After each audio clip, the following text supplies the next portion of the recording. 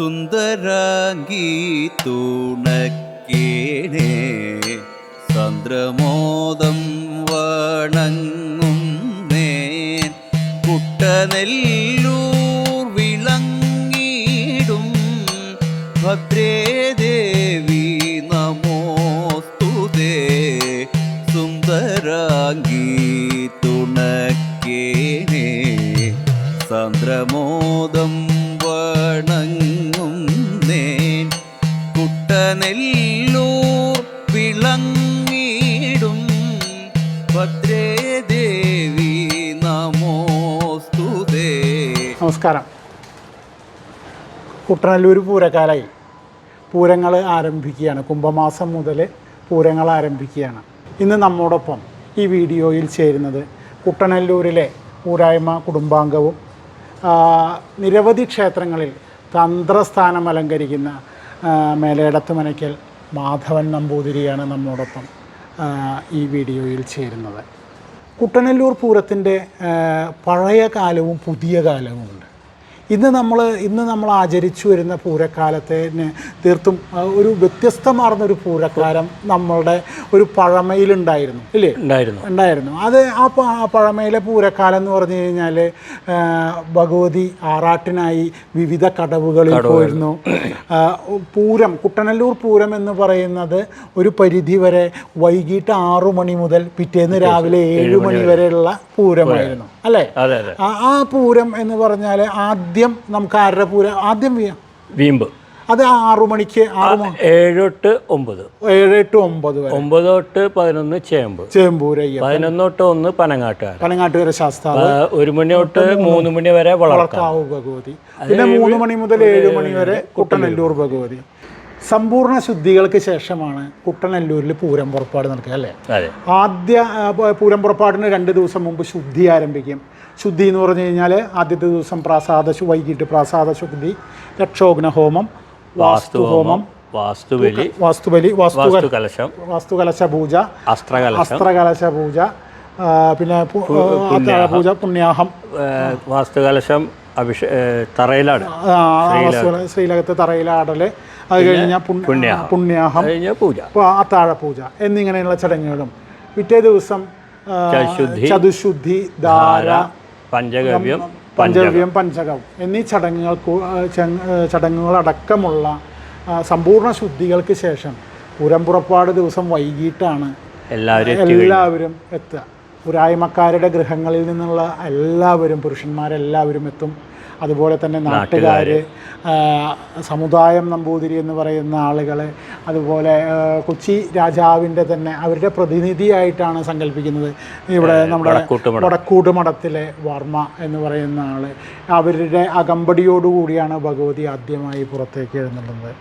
ഊരായ്മക്കാരും ഭക്തരും എല്ലാവരും ക്ഷേത്രത്തിലെത്തുകയും ഊരായ്മക്കാരുടെ പ്രതിനിധികളെല്ലാവരും മണ്ഡപത്തിൽ എഴുന്നള്ളിയിരിക്കുകയും ഏറ്റവും മുതിർന്ന ആളായ മൂർക്കാട്ട് മുപ്പിന്ന് അദ്ദേഹം താക്കോൽ കൂട്ടം സമുദായ നമ്പൂതിരി ഇപ്പോൾ മേശാന്തിക്കാണ് അത് സങ്കല്പമായിട്ട് കൊടുത്ത്, അതിനുശേഷം അരി അളന്ന് ഈ കോയ്മയ്ക്ക്, ഈ വടക്കൂട്ട് മഠത്തിലെ അവകാശിക്ക് അരി അളന്ന് പരിചയിലേക്ക് ഇട്ട് കൊടുക്കുക.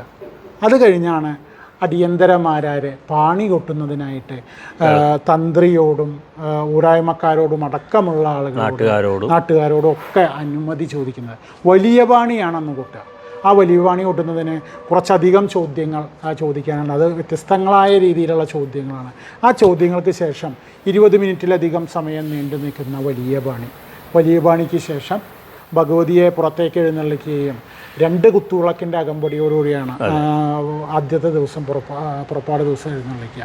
2 കുത്തുവിളക്ക്, കോയ്മ, ബ്രാഹ്മണിയമ്മ ഇവരുടെയൊക്കെ അകമ്പടിയോടുകൂടി അകത്ത് കയ്യും കോലുമായിട്ടുള്ള അടന്തമേളം. അപൂർവം സ്ഥലങ്ങളിൽ മാത്രമാണ് കയ്യും കോലുമായിട്ടുള്ള അടന്തമേളം.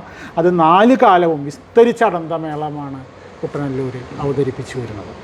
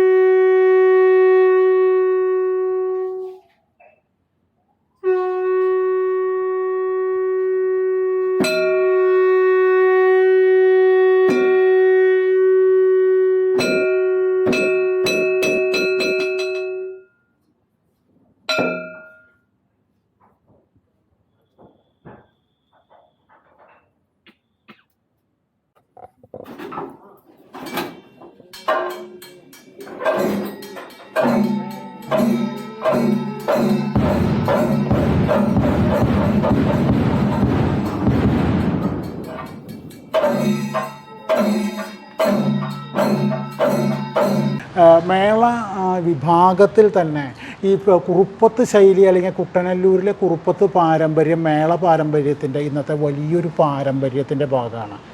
ഇന്ന് ആ മേള പാരമ്പര്യത്തിൻ്റെ ഏറ്റവും പ്രമുഖ പ്രയോക്താവായിരുന്നു കുറുപ്പത്ത് നാണുമാരാർ.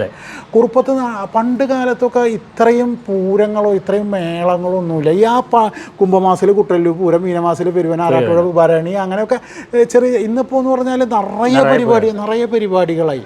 അന്നത്തെ ആ പരിപാടികളിൽ അപ്പോൾ അന്ന് മാരാന്മാരൊക്കെ ഒരു പരിധി വരെ താമസിക്കുക ഇവിടെ ഈ കുറുപ്പത്ത് മാരാത്ത് വന്നിട്ടാണ് അത്ര അല്ലേ, അങ്ങനെയാണ് പറഞ്ഞു തരണം. അപ്പോൾ ഈ കുറുപ്പത്ത് മാരാത്ത വന്ന് താമസിക്കുമ്പോൾ 3-4 ദിവസമൊക്കെ അവർ പൂരക്കാലത്ത് ഇവിടെ ഉണ്ടാവും. അപ്പോൾ അവിടെ അവർക്ക് ഭക്ഷണവും കാര്യങ്ങളൊക്കെ ആകുമ്പോൾ അന്നത്തെ ദേവസ്വം അധികാരികളോട് വന്നിട്ട് നാണുമാരാർ പറഞ്ഞു നമുക്ക് എന്തായാലും പുറത്തേക്ക് ഇറങ്ങുകയാണ്, അപ്പോൾ ഒരു പാണ്ടിമേളത്തോടെ ഇറങ്ങാമെന്ന് പറഞ്ഞിട്ടാണ് പാണ്ടിമേളം 3 മണിക്കും 3:30ക്കും ഭഗവതി ആറാട്ടിന് എഴുന്നള്ളിക്കുകയും ആറാട്ടിന് എഴുന്നള്ളിച്ച് കഴിഞ്ഞാൽ പാണ്ടിമേളത്തോട് കൂടിയിട്ട് അത് വരുന്നത്.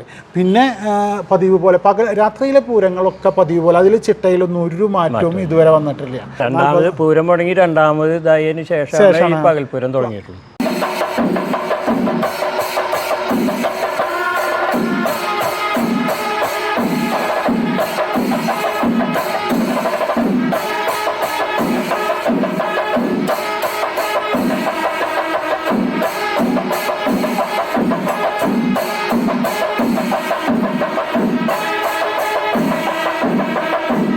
നമുക്ക് ഈ പൂരം പുറപ്പാട് തൊട്ട് ശരിക്കും പെരുവന മാറാട്ടുപുഴ പൂരങ്ങളെ പോലെ തന്നെ വ്യത്യസ്തങ്ങളായ കടവുകളിൽ ആറാട്ടും വ്യത്യസ്തങ്ങളായ ചടങ്ങുകൾ കൊണ്ട് സമ്പുഷ്ടമായിരുന്നു കുട്ടനല്ലൂർ പൂരം. 1982 ശേഷം സാമ്പത്തികമായ ബുദ്ധിമുട്ട് അനുഭവിക്കുകയും അതോടൊപ്പം തന്നെ ആറാട്ട് കടവുകൾ ശിഥിലമായി പോവുകയും ചെയ്ത ഒരു കാലത്താണ് കുട്ടനല്ലൂർ ക്ഷേത്രത്തിൽ നിന്നും ആറാട്ടിനായി പുറത്തേക്ക് പോവാതിരുന്ന ഒരു കാലഘട്ടത്തിൽ സാമ്പത്തികം ഇല്ല, മനുഷ്യന്മാരുടെ സഹായങ്ങൾ സാമ്പത്തികം ഉണ്ട്, മനുഷ്യന്മാരുടെ അതിനുള്ള കുറവാണ്.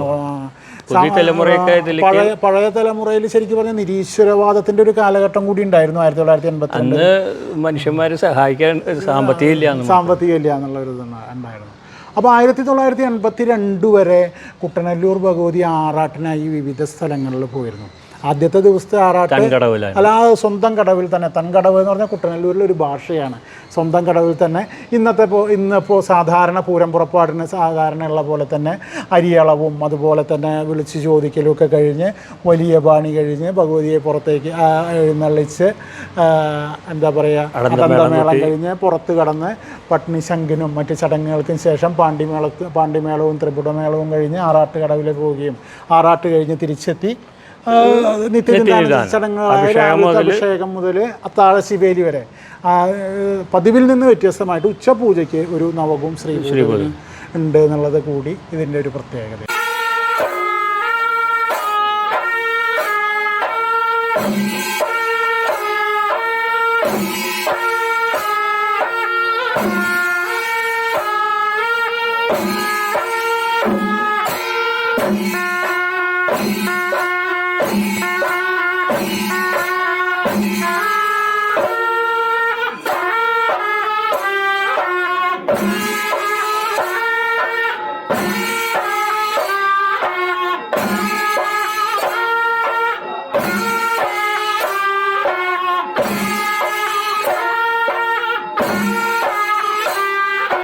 രണ്ടാം ദിവസം രാവിലെ പഴയ കാലത്ത് എങ്ങനെയാണ് പതിവ്? രണ്ടാം ദിവസം രാവിലെ ഒന്നുമില്ല, വൈകുന്നേരം എപ്പോഴാണ് എഴുന്നള്ളിക്കാറ്? നമ്മൾ ഒരു 4 മണി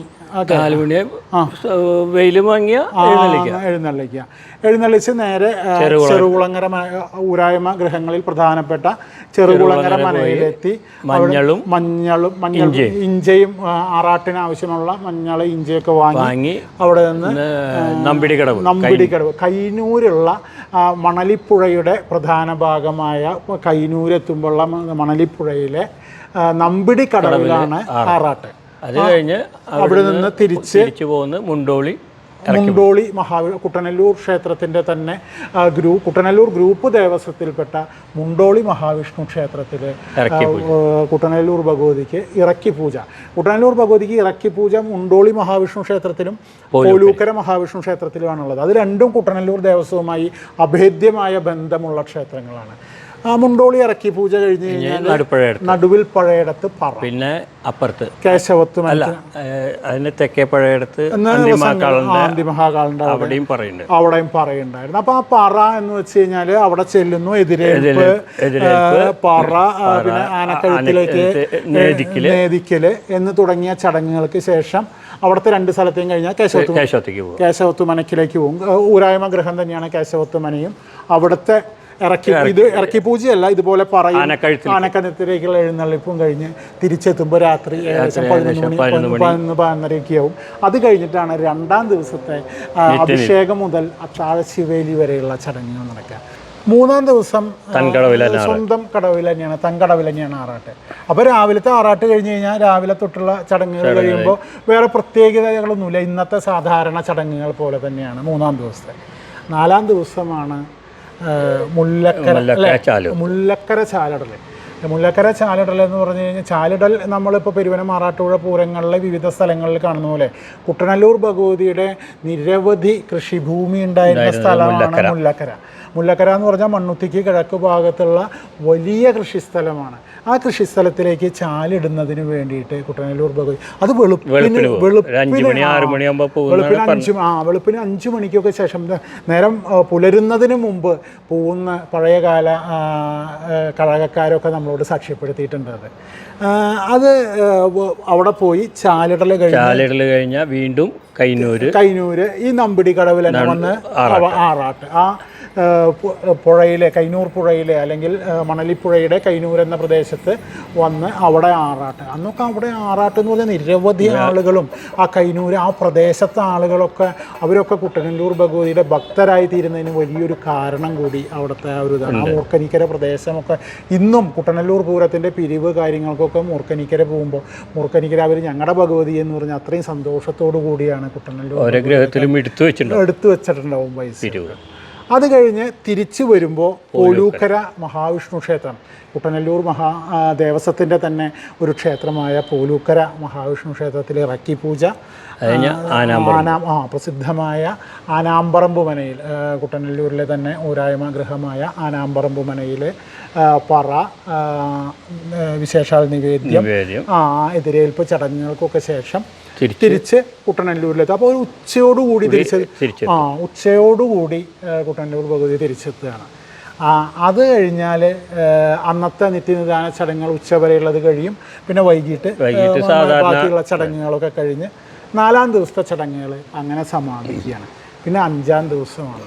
5ാമത്തെ ദിവസമാണ് കൂടിയാറാട്ട്.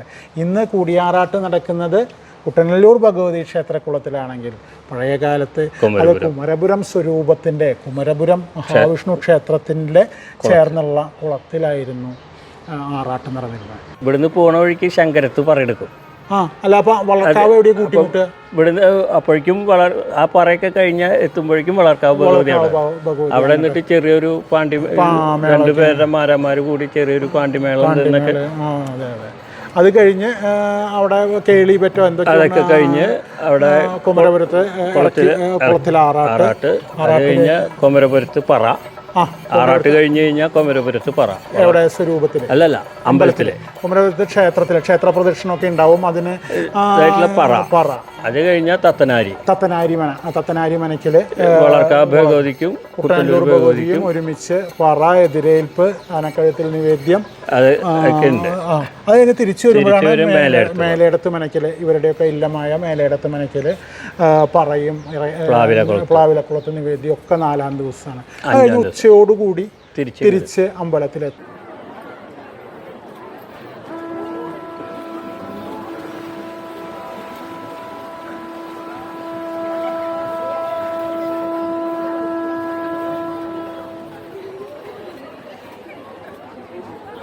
പിറ്റേ ദിവസം നാട്ടുകാർക്കൊക്കെ പറ വയ്ക്കാനുള്ള ഒരു കൊടിക്കൽ പറ എന്നുള്ള ഒരു സങ്കല്പത്തിലാണ്.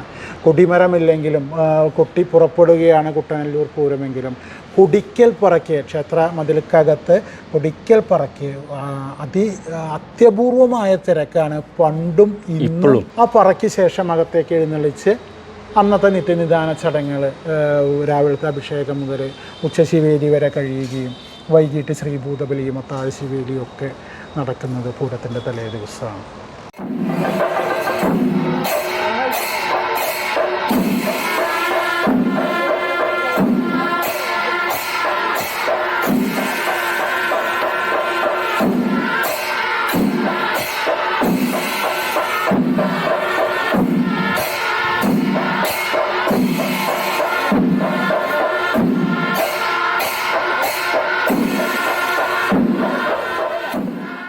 പൂര ദിവസം രാവിലെ ഒരു ചടങ്ങും നട തുറന്ന് വിളക്ക് വയ്ക്കുക, ആളുകൾ വന്ന് തൊഴുക എന്നുള്ള ആ ഒരു ഇതൊക്കെ തൊഴേണ്ട തിരക്കൊക്കെ ഇപ്പം അടുത്ത കാലത്താണ്.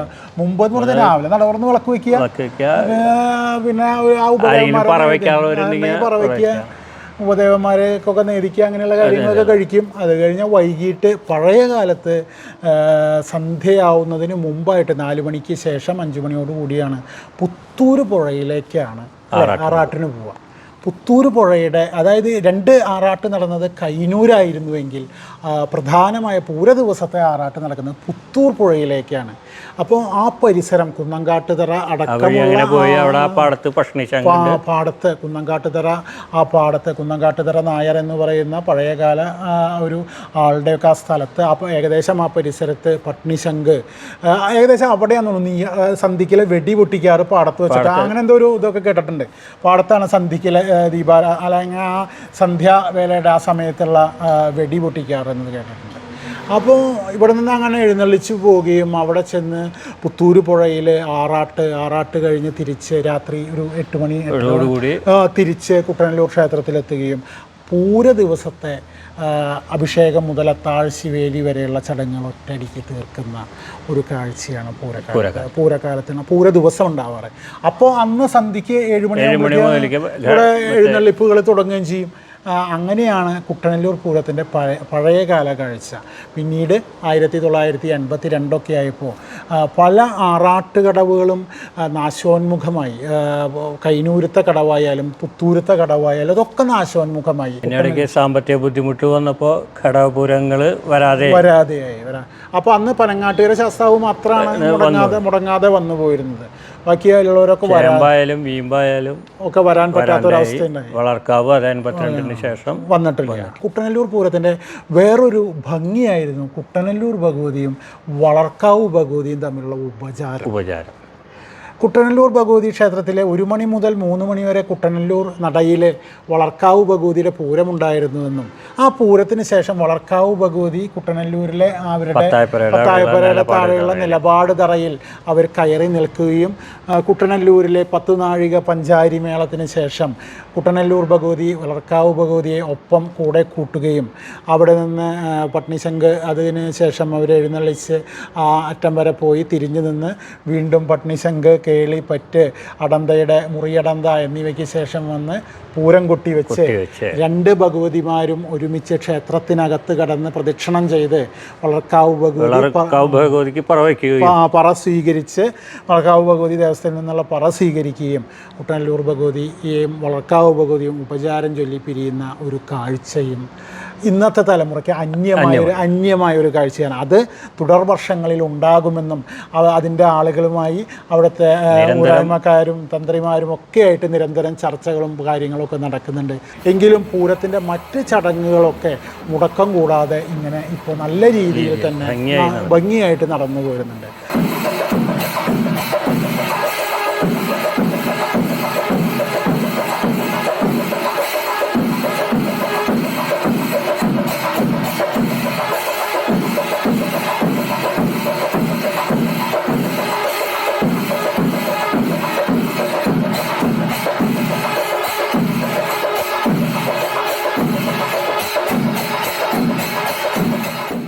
ഉത്രംപാട്ട് ദിവസം പിന്നെ പ്രത്യേകിച്ച് മാറ്റങ്ങളൊന്നുമില്ല. വൈകിട്ട് ഉത്രംപാട്ട് പതിവ് പോലെ വീണ്ടും അഭിഷേകം മുതലുള്ള താഴ്ചവലി വരെയുള്ള ചടങ്ങുകൾ നടന്നു വരുന്നു.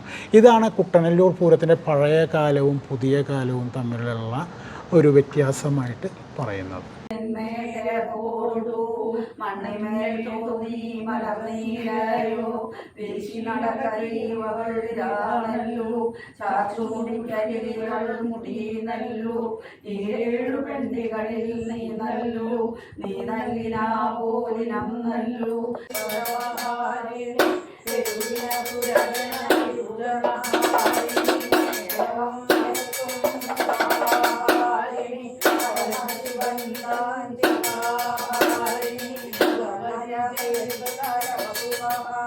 കുട്ടനല്ലൂരും കുട്ടനല്ലൂർ പൂരത്തിനും അതിഗംഭീരമായ ചില ആചാര സവിശേഷതകളും അനുഷ്ഠാനങ്ങളുടെ കൃത്യതയും പാലിക്കപ്പെടുന്നുണ്ട്. രാത്രി 12:30 മണിക്ക് എഴുന്നള്ളിക്കണം എന്ന് പറഞ്ഞാൽ 12:30 മണിക്ക് എഴുന്നള്ളിക്കുക. ആചാര അനുഷ്ഠാനങ്ങളുടെ ഭദ്രതയിൽ വളരെ കൃത്യമായാണ് നടന്നു വരുന്നത്. അത്രയും കൃത്യമായി നടന്നു വരുന്ന കുട്ടനല്ലൂർ ഭഗവതി ക്ഷേത്രത്തിലെ പൂരാഘോഷ ചടങ്ങുകൾ നേരത്തെ പറഞ്ഞ പോലെ രാവിലത്തെ അഭിഷേകം മുതൽ അത്താഴ ശിവേലി വരെയുള്ള ചടങ്ങുകളിൽ ഒട്ടും ലോപം വരുത്താതെ തന്ത്രി മുഖമായി നവകവും ഉച്ചപൂജയും ശ്രീഭൂതബലിയും അടക്കമുള്ള ചടങ്ങുകൾ നടത്തുന്ന അതിഗംഭീരമായ രീതിയിൽ പൂരാഘോഷം നടത്തി വരികയും നടന്നു വരികയും ചെയ്യുന്നത് തന്നെയാണ് കുട്ടനല്ലൂർ പൂരത്തിൻ്റെ ഇന്നത്തെ ആ പ്രൗഢിക്കും അതിനൊക്കെ കാരണമായിട്ട് വരുന്നത്. അതിഗംഭീരമായ രീതിയിൽ പൂരം വരും കാലങ്ങളിലും ഭംഗിയായി നടത്താൻ ഭഗവതിയുടെ അനുഗ്രഹാശിസ്സുകൾ എല്ലാവർക്കും ഉണ്ടാകട്ടെ എന്ന് നമുക്ക് ഭഗവതിയോട് തന്നെ പ്രാർത്ഥിക്കാം.